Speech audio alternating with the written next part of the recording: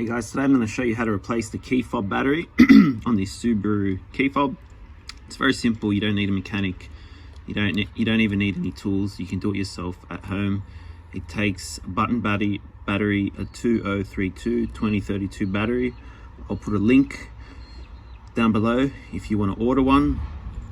So what you do first is you push this button at the back, which pulls out the blade, and you'll see that. Now this back part actually pops off, so I actually use the blade to put down that opening there.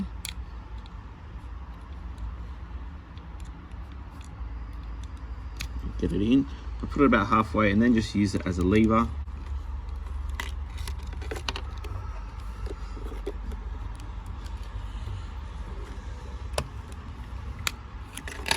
They can be a bit tight.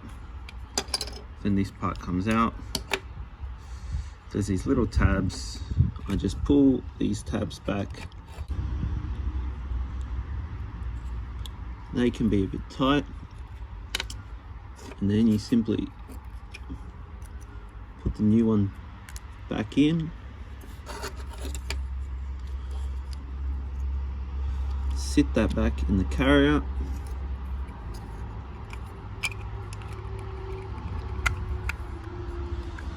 Carries on. Click it back on. Feed the blade back.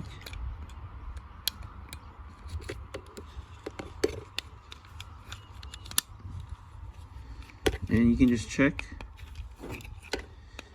You can probably hear the car. Check it's working. Check that little red light. All done.